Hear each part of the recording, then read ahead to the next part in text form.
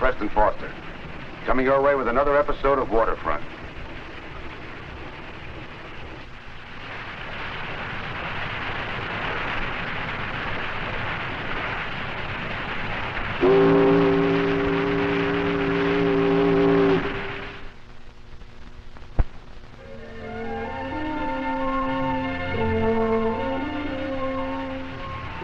Tell me he makes his living selling old pieces of driftwood? Yeah, when he gets through carving and polishing each piece, it's really something special. What'd you say his name was? George Barrett. George Barrett. Sure, you remember his place on the Wharf Street, Freddie? He makes lamps and trays, ornaments. The Driftwood shop. Oh, I wish it was ours.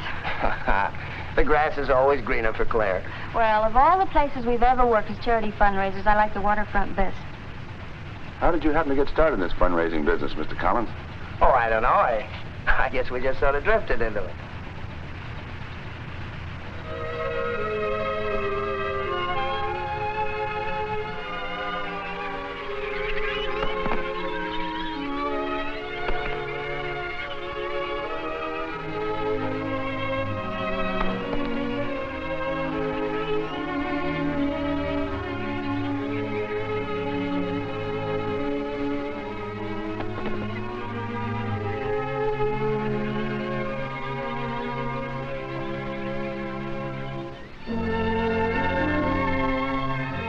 Baron gave you a nod. Well, we haven't asked him yet. Oh, but we will.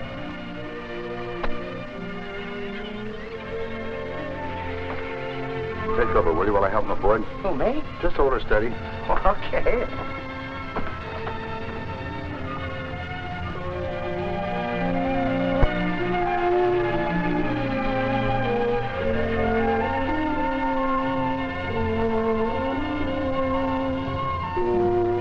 A lot alike, Mr. Barron. I'm one of those people who has to have roots. That's the way my wife felt. You know, the happiest day of our lives is when we opened the Driftwood shop and became permanent members of the community. Oh, I envy you. Well, Claire, have you sold him an ad yet? I was wondering when you were going to get around to asking me, young man. Oh, don't worry. You're on our list. Oh, I should hope so.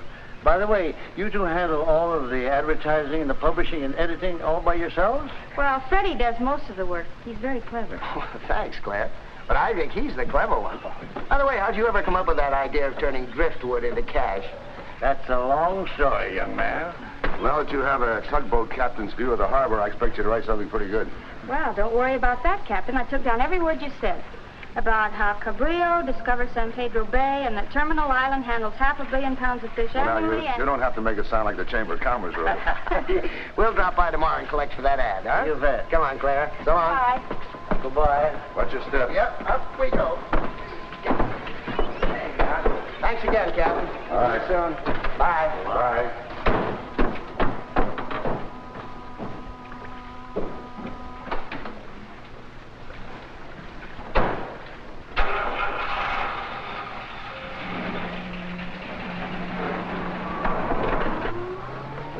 Couple of nice kids. Yeah. Where'd May ever find them? They were recommended by some wealthy woman in Pasadena that Carl met through the Van Burens. She became so interested in what we're doing at Waterfront House, she's agreed to match dollar for dollar everything we raise. Oh, that's fine. That's fine, John. Mrs. Randall, this is the shop I mentioned the other night, the Van Burens. Oh, my. What an interesting place. The owners have promised us a prize for the raffle we're holding. Yes, another money-raising scheme for Waterfront House. Shall we go in? Yep. Mrs. Van Buren, we finished the lamp last night. Would you like us to deliver it? Yes. Well, will you give me your address again, please? Thank you. Look at this, Mrs. Randall. It's all made by hand. Oh, very unusual. George, the owner, spends 3 nights a week at Waterfront House, teaching the kids to do things like this. I'd like to learn how myself. Goodbye. How are you, May? Fine, Sally. Here's your apple pies, all wrapped up and waiting for you. Isn't that beautiful? Thank you so much, Sally. Say, I can't tell you all about it now, but our fundraising drive is already over the top. And that lady with Carl has promised to match any amount we collect. Oh, May, how exciting. Hello, Mrs. Barron. Hello, Mr. Barron. Hi, George. Hi, May. Just fine. I just left John. He picked me up at the beach. We came back with the most wonderful collection. Did I hear you say Baron? George Baron? I can't believe it. Don't tell me you people know each other. Unfortunately, yes. We met years ago in Boca Raton. Mr. and Mrs. Barron showed me how to double my money on the stock market. Oh, George, I didn't know you were an expert on the stock market. Tell me, how many years did you two spend in prison for that fraudulent transaction? But Mrs. Randall, I'm sure you're mistaken. Oh, why, of course, Mrs. Randall. We served our full time. 2 years, 5 months, and 29 days. These are the kind of people who are respected in this community. Is this the kind of man you allow to teach the young children at Waterfront House?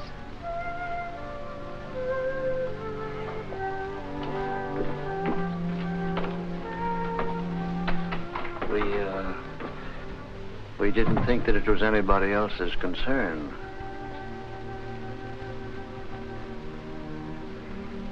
Well, I'll go and see if I can straighten things out, huh?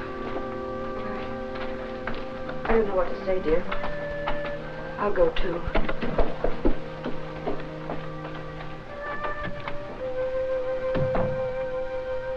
And after we left the Driftwood shop, Mrs. Randall went on and on about the kind of people associated with Waterfront House.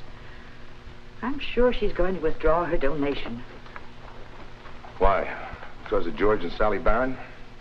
Then we'll get along without her money. But, darling, the cost of the building's increased. We need her contribution. That's not the point. A new gymnasium is one thing. If we find it's going to cost more than we first figured, we'll do it some other way. But George and Sally... Are human beings. And it's not up to any of us, including Mrs. Randall, to decide their future. They've been fine, honest people ever since they settled on the waterfront 3 years ago. That's true, Dad. But the Barons can't upset our plans for the gymnasium project. Not for long. Listen, George and Sally have paid for their mistakes, and as far as I'm concerned, that's all there is to it. It's not up to you to make the decision. Mrs. Randall has phoned practically every member of the committee. They've agreed that George Barron will have to resign. After all that good work he did? When did this happen? Right after I took Mrs. Randall home. That's nice. A situation like this can get worse by the minute. I'm sure Mrs. Randall knows lots of people that patronize the Driftwood shop. Word travels fast. This could ruin everything George and Sally have been working for. I better go see him.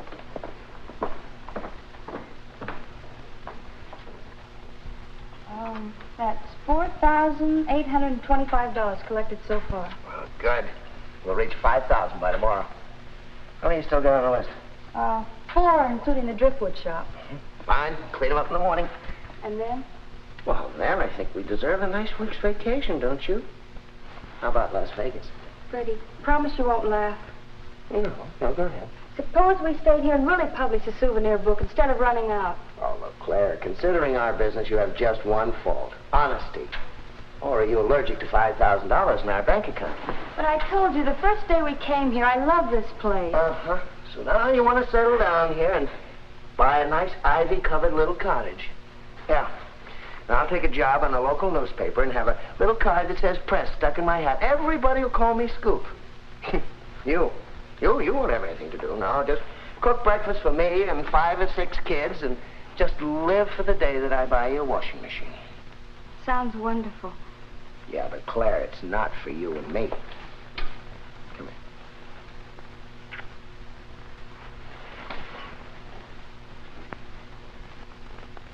When May and Carl followed Mrs. Randall out of here this afternoon, we knew it was all over. Oh, George, it isn't that bad. Yes, it is, John.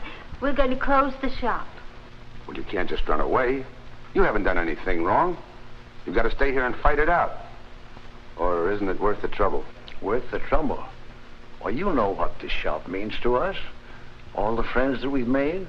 The kids at the Waterfront House. In prison, when they separated us, these were the things that George and I dreamed about. That kept us alive. And when we got out, we swore that we'd never refer to the past again. Forget that. We want you to stay here on the waterfront. We need you. John, I wish we could believe that. If only the others felt as you do, John. You can take my word for it. This came by special messenger. It's from the executive board of Waterfront House. Dear sir, Waterfront House wishes to express its thanks for the time and effort that you've devoted to instructing the arts and crafts classes during the past 3 years. Due to circumstances beyond our control, these classes are being temporarily discontinued. Therefore, we must ask for your resignation. Shall I go on?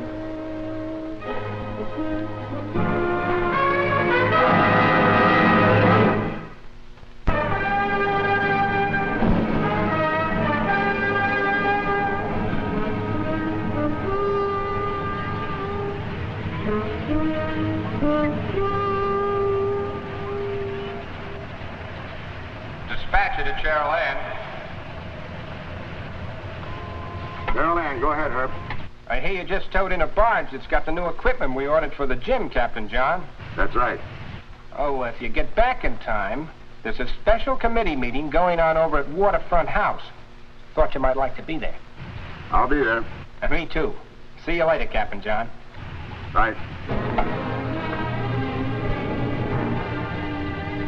And when Carl Herrick showed me what you people were trying to accomplish here, I agreed to match whatever sum this committee raised to make certain the work would be completed.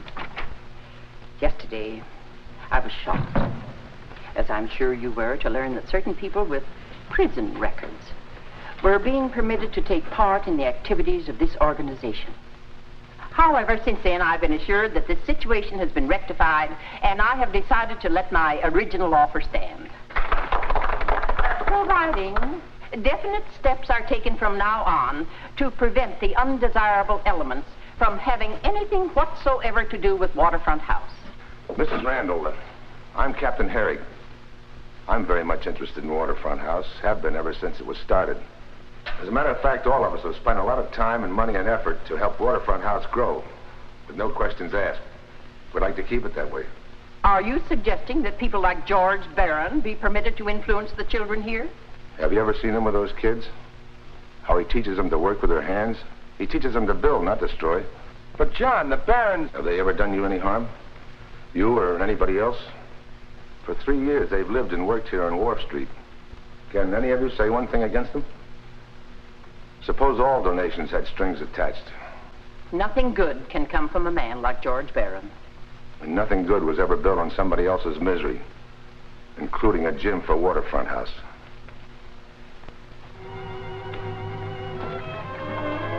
John, wait.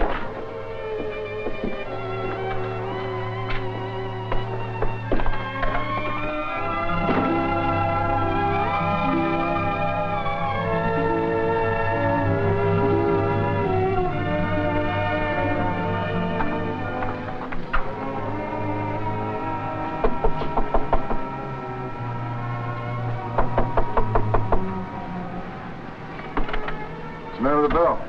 Oh, it's disconnected like everything else around here. Come on in, John. Just on my way down to Trail End. I've only got a minute. I wondered if you changed your mind since last night. Oh, how was the committee meeting? Yeah, that's just what I thought. George, what are you going to do with all these things? Well, at first, Sally and I thought we'd store them. But then we knew wherever we landed, we could never be happy surrounded by all of these memories. The rent is paid here to the end of the month. And when all this fuss dies down, we'd like you to have it sent over to Waterfront House. The kids can use all these things as models. Nobody can object to that, can they? What about all your unfilled orders? I've been very busy this morning taking cancellations. Oh, no. Mrs. Barron, it can't be as black as all that. We've had some of our friends visit us. Father Cassidy, Joe Johnson, Jonathan Beale, the light housekeeper, Captain John. I'd like to see you before you leave. Well, we'll be here until... Hello? Anybody home? Oh, hello there. See you later. Hello, Captain Herrick. Hello, Captain. This is my wife, Mr. and Mrs. Collins. How do you do? How do you do, Mrs. Barron? I suppose you came to collect for the ad in the souvenir book? That's right, sir. Full page will be $100. We understood, but half a page is only $50. Now, Mrs. Barron, a full page. Will you take my check? Well, certainly, sir. Just make it out to the Collins Souvenir Book Company. You see, we pay for the entire publication, and then we'll turn the balance over to the Waterfront House. Yeah. There you are. How do you want your ad to read, Mr. Barron? Oh, just compliments of a friend. Oh, that's very generous of you. And your canceled check will be your receipt, sir. Oh, I wish we could spend some more time browsing in here. Yeah, so do I. But we got a lot of work to do before the morning's over. Oh, I know how busy you must be, but why not come back here for a drink this afternoon, say about 5? George, don't you? Oh, I'd love to. Please, Freddie? Oh, sure. Okay, we'll see you around 5 then, huh? Yes, indeed. Good. Thanks again. Bye. That's all.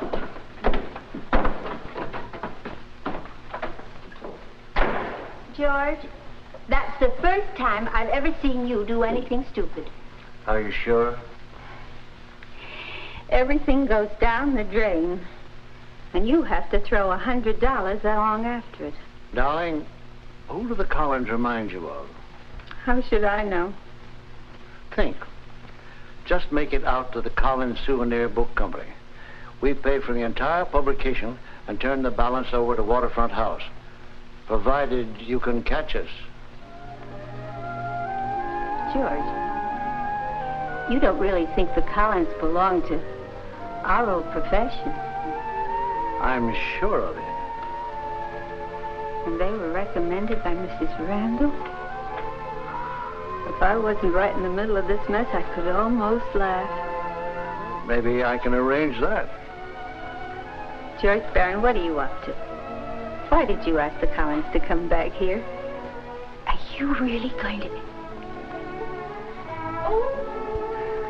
I told you. Keep the shop locked. I won't be long. Where are you going? Captain John, I'd like to have him stand around just in case.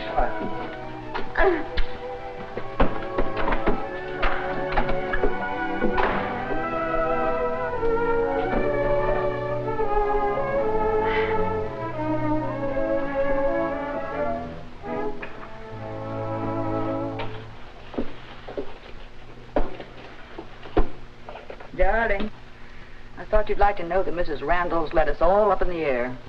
She may or may not give her donation.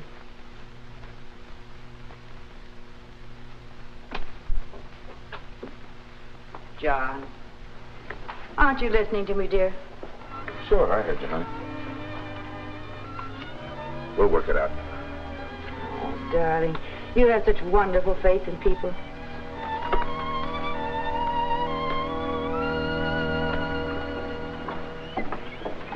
Oh, George, glad to see you. How are you, May? I'm just fine, thank you. I'm glad you're here, May. Please listen carefully to what I have to say and believe that I know what I'm talking about. Fred and Claire Collins are not on the level.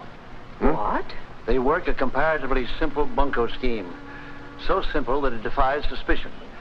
And for sums so low that it wouldn't interest a real professional. George, are you sure? John, on the waterfront, I'm just a character that makes things out of driftwood. But in my former profession, I was at the top, unfortunately. The Collins are coming to our shop for a drink at 5 o'clock. Now, if you could manage to be there at, say, 5:30, I think I can prove my point. I can't believe it. Please be there. We will. Oh, John, haven't we enough trouble already? If you think this is trouble, suppose the Collins skip town with all that money. We'll get rid of this, and then we better go over there. I should like to propose a toast to bigger and more successful souvenir books. Thanks. And my congratulations. I've never seen a smoother operation. Neither have I. Would you be seated? Thanks. Are you all through collecting? Just about. When do you plan to skip? That's supposed to be a joke, isn't it? Not at all. It's just that we're also leaving by request. See, our bags are packed. I hope you don't take her along on a poker game. Freddie. Just a minute. Just what is your angle? You interested in $500,000? Am I interested in breathing? Then why are you two kids fooling around with this penny ante stuff? Souvenir books. Who are you? Now, don't be embarrassed, dear. He was a little before your time. I presume you've heard of the Barron Dodge. Who hasn't? It's been a classic in the game for years. Salting a mining claim so the 4 or 5 strikes will be discovered in a wide area. And who do you think invented this classic Dodge? Just the greatest bunco artist that ever lived, George Barron. Thank you for those kind words. Yes, but how do I know you're really the George Barron? Yesterday, one of my old customers recognized me, Mrs. Julia Randall. Voilà. A polite but firm request to vacate the premises. Well, honey, you're seated in the presence of the master. Well, I'm not impressed. All I want to do is get out of here. Oh, now sit down. Women are so contrary. Yesterday, all she wanted was to have roots. What I can't understand is what you're doing in a place like this. Cooling off, collecting our stake for the next venture. It's too bad that we have to leave now because we're well on our way to gathering the 10,000 that we need. Only Mrs. Randall hadn't appeared. It's fate. What kind of venture do you have in mind? Well, we've had our eye on several hundred acres in Utah. Ideal place to locate a uranium strike. How much stock do you think we could sell under those circumstances? Oh, at least several 100,000. We agree. Well, perhaps next year. Oh, now, wait a minute. How much money do you need? Freddie. Wait a minute. How much? We have about 5,000 now. I'd say 5 or 6 more. Wouldn't you, Mrs. Barron? I'd say so, Mr. Barron. Well, what about us? We've never teamed up with anybody. Come on, Freddie. Now, wait a minute, honey. This may be the opportunity of our lives. No, I don't like it. I don't think we should. Look, honey, Now, kids, don't argue. There's going to be plenty for everybody. You'll never regret this. Where's your money? Oh, I have it right here. $5,300. I cashed all the checks before the bank closed this morning. Of course, this doesn't include your $100. No, you keep that. It's all in the family now. By the way, what time is it, Mrs. Barron? It's just 5:30. Oh, then we'd better be leaving. I'm with you. Let me give you a hand with these bags. Thank you so much. You mean you're just going to walk out and leave the Driftwood shop? Why not? Oh, but it's such a wonderful place. I know, but somehow it's never quite given me the kick I get out of a good stock swindle. Well, I know if it was mine, I'd forget all about uranium stocks and... You are young, aren't you? Come on, dear. John, May, I'm so glad we ran into you. We didn't want to leave without saying goodbye. Well, who's going away? I don't understand. Mr. and Mrs. Collins. You mean you didn't tell Mrs. Herrick that you were leaving town? Oh, well, that is, we... But where's the money you collected? It belongs to Waterfront House. Yes. How about the money, Mr. Collins? Well, naturally, Mrs. Herrick, I intended to drop by your house and leave this for you, but inasmuch as you happened by... Thank you. By the way, you still interested in going ahead on that business deal in Utah?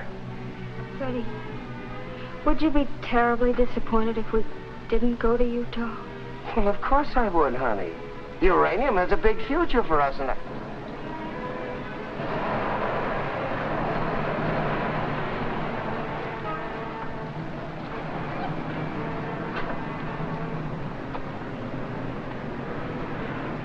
I've got a feeling this may be a blessing in disguise.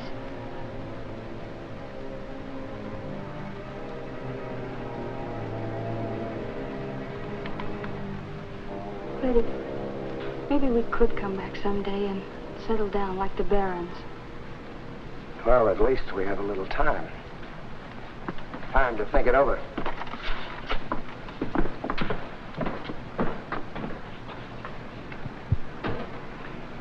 You know, I like those kids. I wish I could have done something for them. I'm sure you did.